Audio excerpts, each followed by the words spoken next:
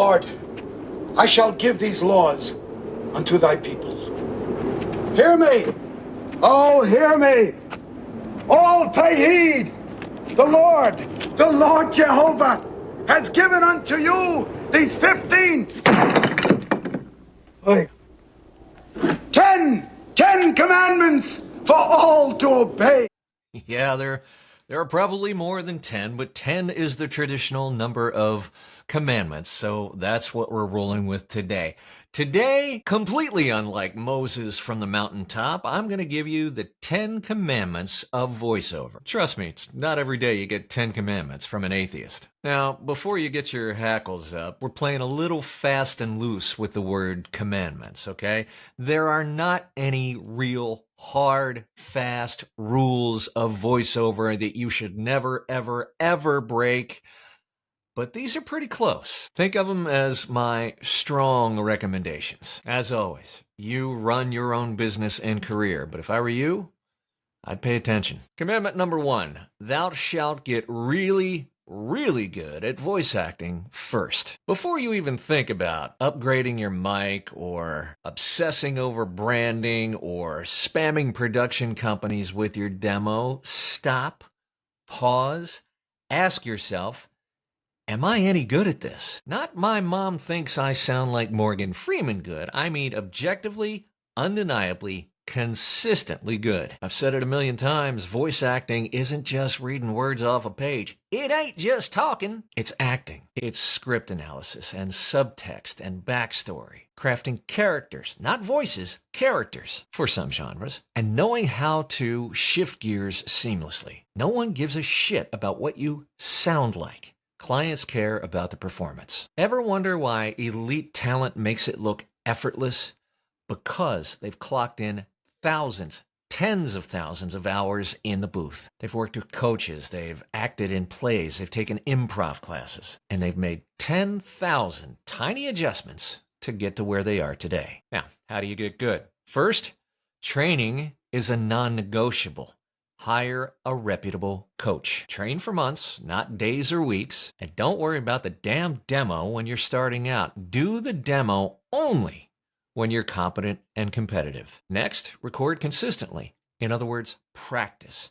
Whatever you're into. Audiobook copy, commercial copy, animation scripts. Whatever you're training on, daily. Then, develop your ear.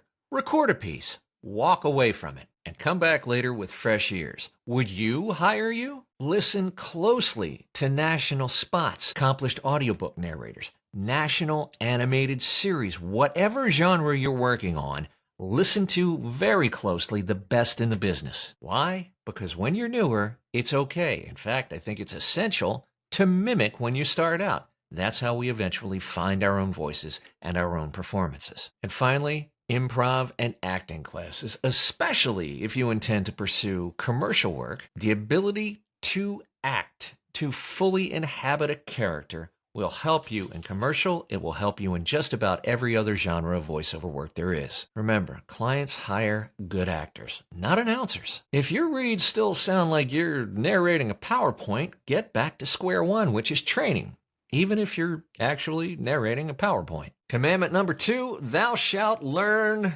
to market. It doesn't matter if you're the love child of Don LaFontaine and Sally Kellerman themselves. Okay, if you're under 40, look them up. If no one knows you exist, the gigs won't come. VO is a business, and you, my friend, are both the product and the salesperson. Think of it like this. Every time you send out a cold email, every time you send out a demo, you are planting a seed. And astronomically few of those seeds sprout immediately. The sheer odds of someone needing you on the day and time that you reach out for a project that is absolutely right for you are astronomical. So some seeds take months to sprout, some years, and some others never grow at all. The more seeds you plant, the significantly better your chances. Okay, so marketing, where do you start? Number 1, build a killer website. Simple, clean, easy to navigate. Include your best demos front and center. Don't make me hunt for them. Don't make me peck for them or click for them. And make it stupid simple to contact you. Next, and this one's the 800-pound gorilla, direct marketing. Research production companies, ad agencies, video producers, corporate video producers. Reach out every damn day with personalized and tailored messaging. Third, LinkedIn and networking. LinkedIn is a goldmine for leads. Post regularly. Put the effort in. Engage with producers and directors and the people that hire us. And lastly, and it's lastly for a reason, casting sites. The days of sitting on a casting site and making your entire income from that site or a combination are largely over. But they can still be a good source of auditions, especially when you're new and you need a traffic source for auditions. But do not rely on them. They should be but one tool in your business development toolbox. The harsh truth is, no one is going to discover you, and you're not going to break into voiceover. The faster you accept that, the faster you will book. Number 3, thou shalt not violate an NDA. What's an NDA? A non-disclosure agreement, and oftentimes clients will make you sign one even to audition. NDAs are gospel. Period. When a client hands you sensitive material, they are trusting you with that sensitive material. Break that trust even accidentally, and you'll nuke your credibility and reputation faster than you can say, oops, I fucked up. Even so much as mentioning the client's name before the project is public can be a violation of an NDA. And yeah, that means no humble brag LinkedIn or Facebook posts of that cool gig you just landed or blurred out logos on the actual audition script. We'll talk about that in a minute because yeah, people can still tell. 3 best practices for NDAs. 1, treat every project as if it were confidential. If a client hasn't given you explicit permission to share it, don't share it. Number 2, ask for clarification. If you're unsure, it's okay to go to the client and ask, hey, I want to post this on my Instagram. Is it okay? Can I do it at a later date? Are there any restrictions? And third, just don't gossip. Look, we all want to celebrate our wins, and I fully support that concept. But even casually mentioning projects in forums or groups can backfire if there's an NDA involved. Trust is currency in voiceover. Protect it with your life. Number 4, we alluded to this just earlier.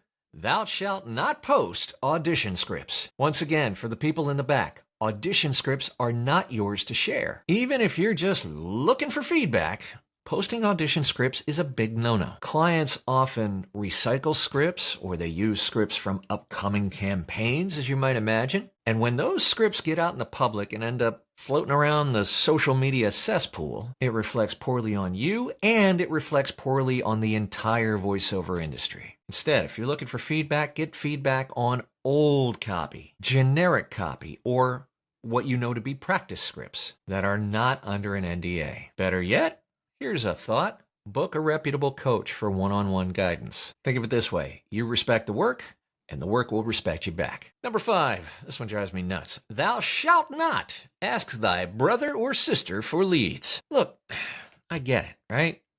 You see somebody else kicking ass, and you think to yourself, hey, wouldn't it be great if they could share some leads with me? Just don't.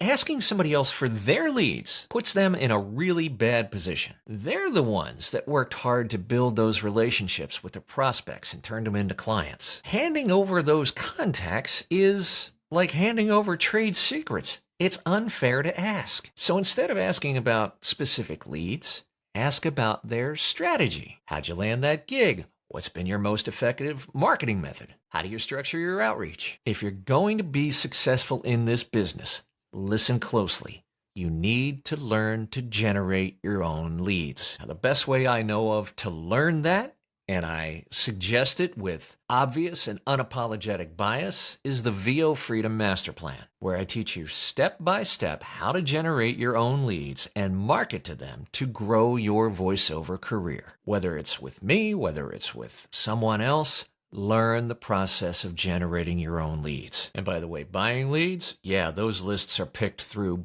big time. Commandment number 6, thou shalt not covet thy neighbor's career and accomplishments. Look, it's the easiest thing in the world to sit on Instagram and scroll and look at these massive campaigns all your friends are booking and the awards that they're winning, and meanwhile you're voicing phone menus for Bob's Plumbing. But here's the reality. Kids, it's social media. You're not seeing the full picture. Nobody posts about the dry months, the gigs they didn't get, and the years they spent grinding before they nailed those big name clients. Stay in your lane. Keep your head down. Trust the process. Your job is not to have J. Michael Collins or Karen Gilfrey's career. Your job is to have the best career that you can have. The only person you need to compare yourself to is yourself. Are you a better actor than you were a month ago, 6 months ago, a year ago? Are you 1% better today than you were yesterday? And yeah, celebrate others' wins. Don't let them overshadow your own. And I promise you, every gig, whether it's a feature film or whether it's a phone menu, builds momentum. Take stock of your own wins, no matter how tiny, every week, and if you can, every damn day. Number 7, thou shalt not make idols. Oftentimes in our industry, we tend to pedestalize people. We put people up on a pedestal, and we begin to take their advice, whether it's me or anybody else, without asking ourselves, does this apply to me? Is this significant and useful for me? And if you listen long enough, you are going to get contradicting advice. And that's not because those people are necessarily wrong. It's because everyone has a different experience and they speak from that experience. You take what works for you, you leave the rest. You cannot set out in this business intending to be Andia Winslow or Nancy Cartwright, Peter Coyote, or anybody else. They're not looking for the next Ryan Reynolds. They're looking for the next you. Commandment number 8, thou shalt remember the Sabbath. Look, man, if you let this thing, voiceover can bleed into every stinking corner of your life. Before you know it, you're auditioning at midnight and answering emails on 6 o'clock on a Sunday morning. And I'm here to tell you, burnout is not, kids, is not a badge of honor. Take breaks. Recharge. Step away when you need to, not only to rest your physical voice, but to get your rest as a human being. Set boundaries. Block off days to relax. You'll thank yourself later. Look, this is a long game. One of my favorite ball players of all time, Cal Ripken Jr. from my hometown Baltimore Orioles. He once said, and I'm paraphrasing here, and I'm probably going to butcher it, but he said, essentially, look, it's a 162-game season in baseball, so you can't go 100% every damn day. You have to pace yourself. Commandment number 9, thou shalt seek to give, not to get. You want to be remembered in this business? Give back. Share advice. Recommend other voice talent. Help a newcomer. The more generous you are with your time, your resources, and your guidance, the more opportunities will come your way, and the richer your career and life will be. The VO community runs on collaboration, not competition.